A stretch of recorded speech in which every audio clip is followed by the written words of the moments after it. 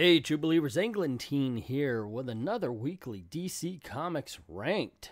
Yeah, I read them all, reviewed them all, gave them a little grading or rating. 1 star is horrible, 2 stars bad, 3 star is average, 4 star is good, and 5 star is excellent. And then went ahead and decided, you know what, I'm going to put them from worst to best, so you get that as well. It's a lot of fun for me to do, obviously, because I get to read them. I hope you have fun watching the video also. Now, here's the thing. This is more than just this last week. Usually I do a week, but I didn't get around to it last week. But I did record a whole bunch of videos. So I figured, why not? Here you have a double-length video with every comic book from last week and this week read, reviewed, and ranked, except for Scooby-Doo, Where Are You? I don't do Scooby-Doo, Where Are You, or Teen Titans Go. They're kiddie books, just not interested. I don't know if they're good kid books, bad kid books, or whatever. They're just not my cup of joe, so I tend to leave them out of this. If you like them, by all means, I'm not saying anything about them. It's just, yeah, like I said, it's not my cup of tea, and so, yeah, there you go. Anyway, kick back, relax, and enjoy. The 1-star books, they're horrible, and they're probably the only ones I'm going to recommend you stay away from. Pearl, #1 by Brian Michael Bendis. I made a full-length review of this, so by all means, please check that out. I think you'll enjoy it. Or go check out Mim Headroom, because he did a good ripping here as well. This is a story about a guy who meets a girl who has a tattoo, and they talk about the tattoo, and then other things happen. But it's mainly about talking about the tattoo. You know, somebody gets shot. There's things that happen in it, non-consequential things that really don't matter because the book doesn't even bother to care about it. So why should you? The 2-star books are merely bad. They're not horrible, but man, they are not good. The Death of Superman, Part 1, Chapter 3. So, in all honesty, I'm waiting for this to turn around. It's Louise Simonson. I like her. I've liked her for a long time. Unfortunately, it's becoming more and more clear that this is exactly the cash grab that it was originally planned as because of the movie. Because, you know, and what's worse is it's become a monster of the week. Oh, we got Parasite. Now we're doing Toyman. And it really does seem like they're just cycling through all of Superman's villains. And at the end, we see, aha, I've got to run off to fight Lobo. So, you know, there you go. The Death of Superman, Part 1, #4 is better than the last chapter. It's still the monster of the week. In this case, Lobo shows up, Superman attacks him, and Lobo's like, hey, I told you I'm not the problem, and he reveals that there's a big monster, and the two of them fight the monster, and then Lobo and the monster flies off, and Superman goes to find another monster. And I'm saying monster for a reason. Every issue has been a monster of a week. In the end, this is not a good... I've been waiting for this to get better. Come on, Louise Simonson. You're better than this. Injustice 2, Chapter 71. Subtitle, Not All of Them Can Be Winners.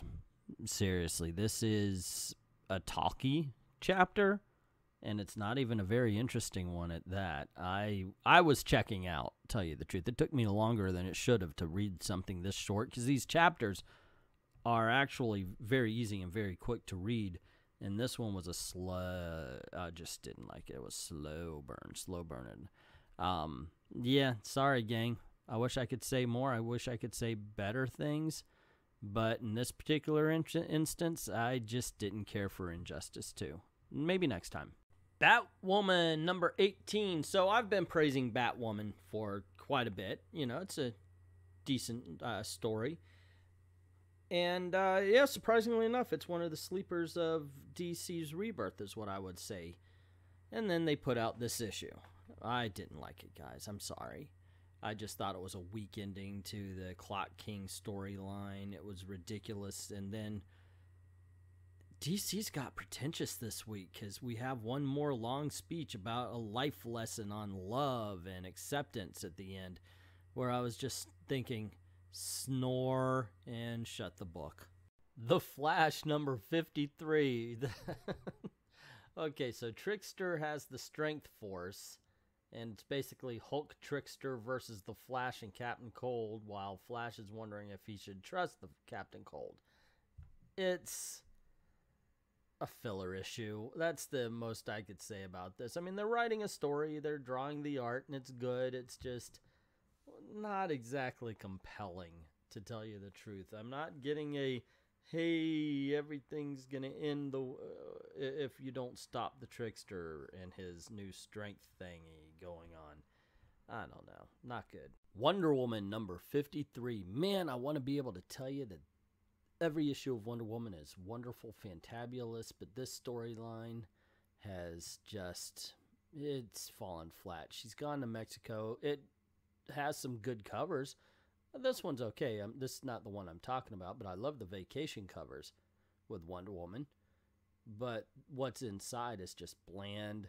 And this one has an ending where, you know, oh, the bad guy's about to win, but together we can do it. Cooperation kind of thing. And I guess it's nice, but it's incredibly cheesy and hard to get past. The 3-star books are merely average. Either they didn't resonate with me or I liked them, but just not enough to recommend them. Injustice 2, Chapter 71 is a chapter you get occasionally in one of these things where nothing really happens.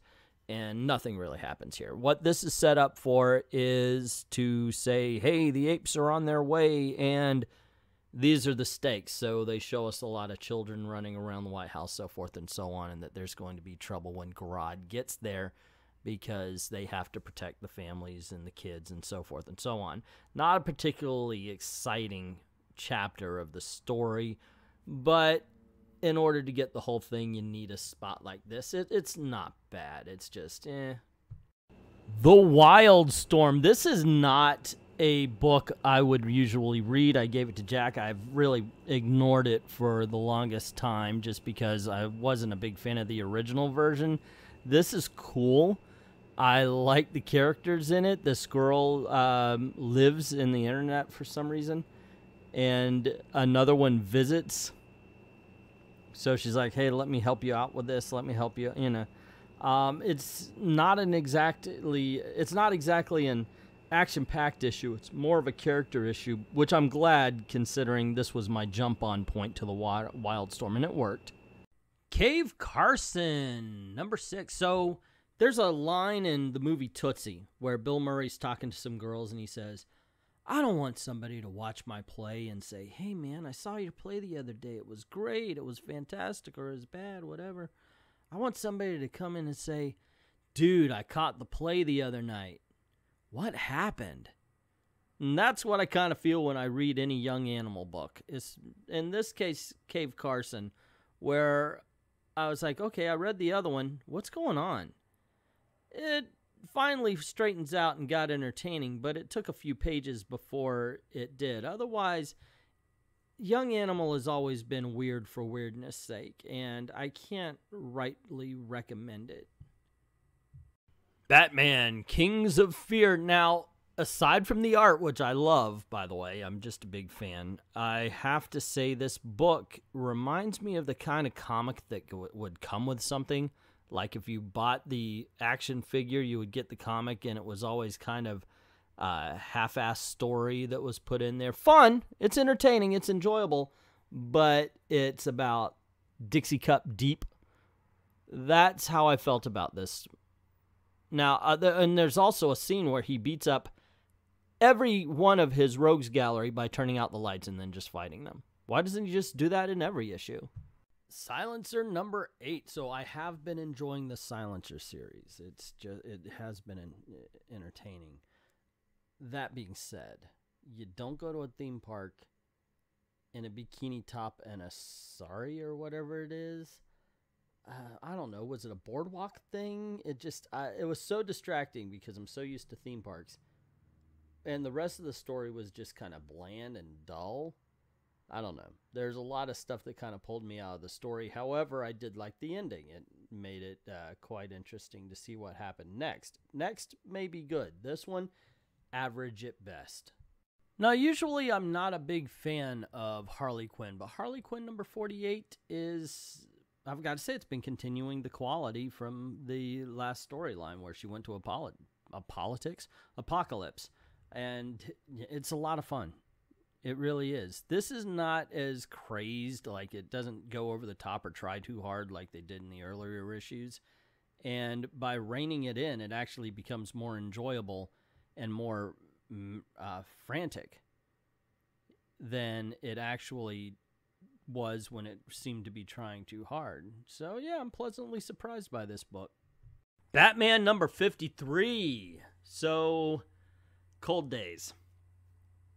Batman is in the jury. He asks somebody about their religion or their little cross, and then he goes off on his own religion, and then he goes off on why they shouldn't trust Batman because Batman is not like God. He's infallible, blah, blah, blah, yada, yada. This brings to mind sanctimony. It brings to mind just pretentiousness. It was not a good ending to the story, which is kind of sad because up until this last issue, I really did enjoy the story. Raven, Daughter of Darkness, number 7. Have to admit, this is one of the better issues, and mainly it's because they're bringing the Night Force together. And I kind of liked the whole used car salesman bit about it, how he tells everybody, oh, you're the only one who can help me defeat, in order to get them in on this. I still am not very comfortable with the way they're portraying Raven. I just never saw her as the typical high school girl that they're playing here. But I do have to admit I'm getting used to it. This one is, I have to say, not bad at all. Batgirl. 2-time Gabby Award winning for Worst DC Comic Book, Batgirl, number 25. And this is it's a anthology book. There's a few stories in here. 3 as a matter of fact. And I guess 2 out of 3 ain't bad, right? First of all, the cover is beautiful. The first story in this book, if it was just a regular-sized book and that was all you got, this would be a 4, maybe even a 5-star book. But unfortunately, you get the Mad Hattie, and it just messes up the averages. Sorry, gang. It's still a good book, but it could have been better by the elimination of 1 story. Justice League Dark, number 2. Starts off right where the last one left off, so it's a big action scene, and then it's right into dialogue. I very much enjoyed seeing Dr. Fate back to here. I liked that, looking at his house, seeing Detective Chimp and Langstrom kind of deal with it and the different ways they did. That being said, I'm still not feeling it yet. I like the interplay between Swamp Thing and John Connor, but it was good. It's just I'm not getting that wow factor from it yet. I'm waiting for it. Not bad, just I don't know if I can really recommend it. Action Comics 1002. Started off actually kind of funny until a guy died. We're seeing exactly what the Black Girl character is up to. It's not as bad as 1001. I'm not fooled this time around, but because that's what Brian Michael Bendis does. He writes for the trades, and basically you only need to read every other comic book that he writes. The others are just filler or just bad. And I guess I stumbled onto one of the decent ones here, so I hold no hope for 1003 if this is going to be the good issue of the miniseries. Green Lanterns, number 53. So, Evil's Might. It says right here, Simon Baz, guilty. It doesn't really show up. He flies. That's it. Of course, they have to sell comics. But this is really a big-ass battle. It starts off with a little bit about Baz, and it ends with a little bit about Baz. But most of it, it's just the battle scene. And it's very reminiscent of what we were getting in Hal Jordan and the Green Lantern Corps, so I wasn't as affected. It's still a decent book, but I wasn't as affected by this big battle because I just have been through one. The 4-star books, they're good, and I am happy to recommend them to you. Mother Panic, man, I am, oh, number 6 there. I think I have done myself a disservice.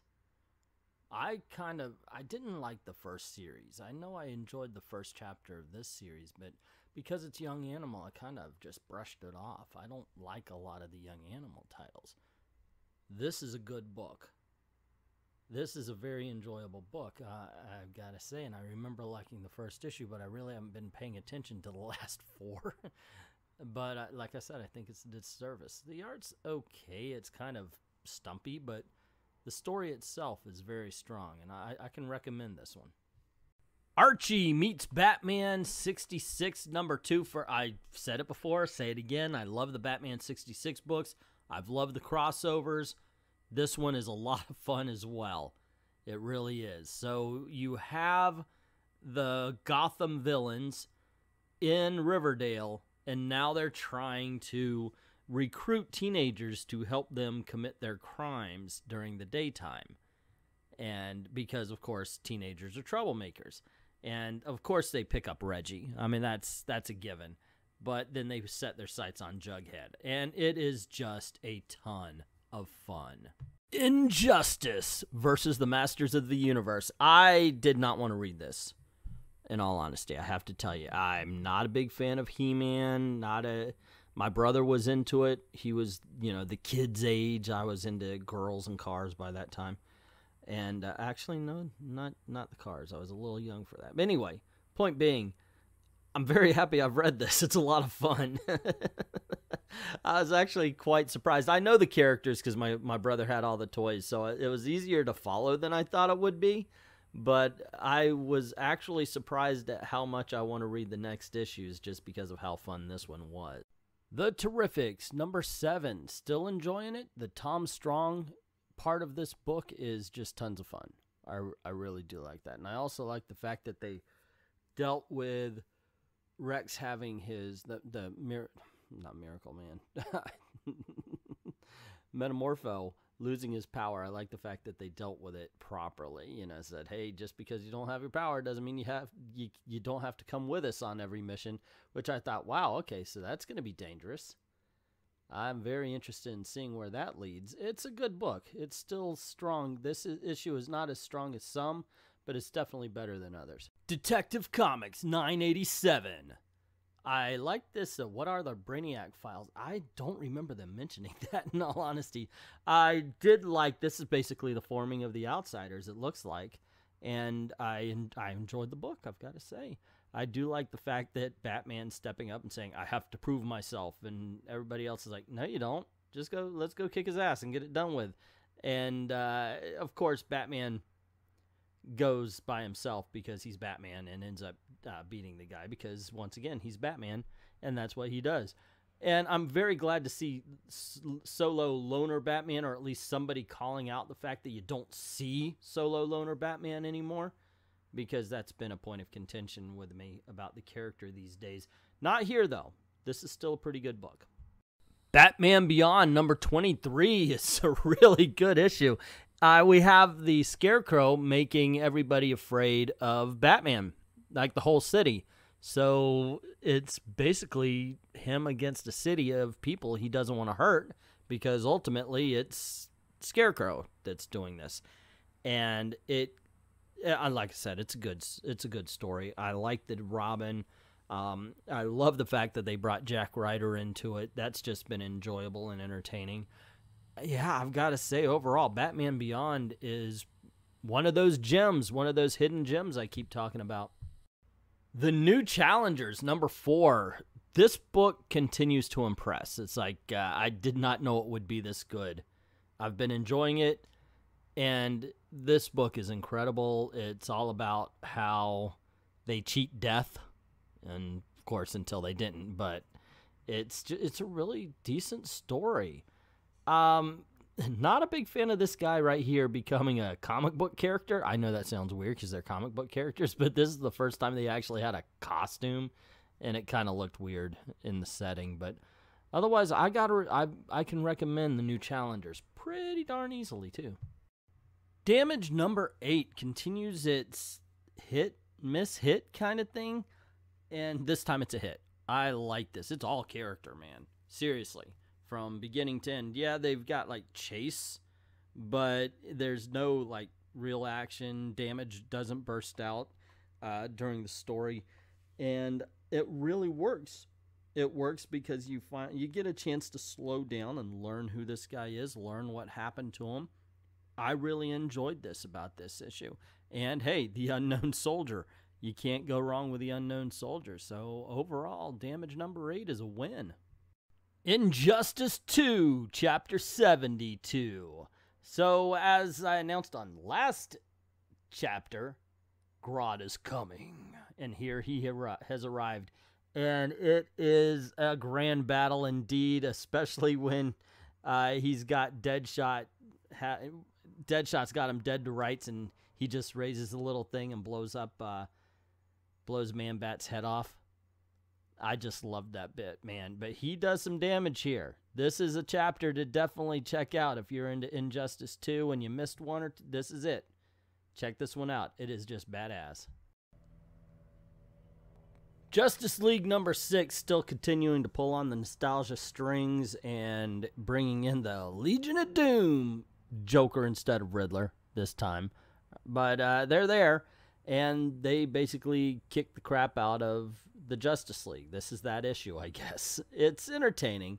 It's fun. Weird, of course, watching what happens to Batman and wondering, you know, those are kind of the permanent style injuries. This isn't stuff you put into a cast and it gets better, but I'm sure they'll magic their way out of it. Either way, it was a fun book. Damage Annual number 1. So if you ever wondered what Ethan was running away from at the beginning of the first issue, this is the story. This is the lead up right to that. The mission he went on before he decided he had enough. Or actually, I think this might actually be a mission or two before that. It also deals with how the voices began, how he was able to influence Damage, and how influence is able to damage him, or Damage is able to influence him. It's a really good story, and Damage continues to be one of the best of DC's new age of heroes. Aquaman number 39, Sink Atlantis number 2. So basically, Aquaman doesn't want to trouble Mira, so he acts on his own, and of course this causes a little bit of problem, but I like the way that they deal with it, in all honesty.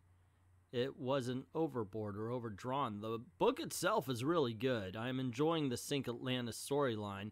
This cover, it's a work of frickin' art. This deserves a frame and a poster. I gotta say, this is a reason to buy the book, and you get a good book with it. It's amazing. The 5-star books are excellent. They may not be Watchmen quality, but man, they do the job properly. Suicide Squad Annual number 1. Swamp Thing's in it, and because it's an annual and they basically have the main team going off against Aquaman now, they're pretty free with who they're doling out death to. Of course, we're dealing with a lot of D-list players in the DC universe. I'm a little sad to see a couple of them go because I actually liked them even though they were D-list. That being said, man, I'm telling you, the story is there. The story is intense. It's a lot of fun. I don't think they would have been that easy with the death if it were the main team. Overall, this may be the best book for DC this week. I have to admit, as far as Teen Titans 21 is concerned, I am enjoying this book. This is reminding me of how the Marv Wolfman, George Perez Teen Titans were. And coming from me, that is big praise. Huge praise. I'm loving the dynamic. I like the way it's written, drawn. It's just a lot of fun while still being dramatic. And there's a lot of stuff that goes on here. They're fighting Gizmo, which I thought was kind of cool. Because, you know, I remember from the Marv Wolfman Perez days. I'm telling you, this book is just on point. So there you go, gang. That's my countdown. What do you think? What did I rate too high? What did I rate too low? What do you think? Obviously we're going to agree on some. We're going to disagree on others. So let me know in the comments below. Also, if you like this video, you want to see more, you know the drill. Click like, click share. Sharing gets word out about the channel, and that's very important. And don't forget to hit subscribe and that notification bell if you haven't done it already. Cool things happen. You don't want to miss it. It's just the way of things. Also, this is the way we're trying to make a living. So if you don't mind helping out the channel, go on over to Patreon. Drop $1 in the till. Less than the price of a candy bar a month. You can help us keep making videos for you. Oh, and speaking of, I have a new channel. It's called Mad About the Mouse. It's a Disney channel. If you want to check that out, links also in the description below. Hopefully you'll find something of use there. I know I just have a good time with it, man. That's basically it. So yeah, don't forget Patreon.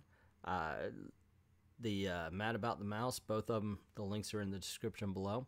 I'd like to thank everybody who's already taken the time out to go check it out and help us.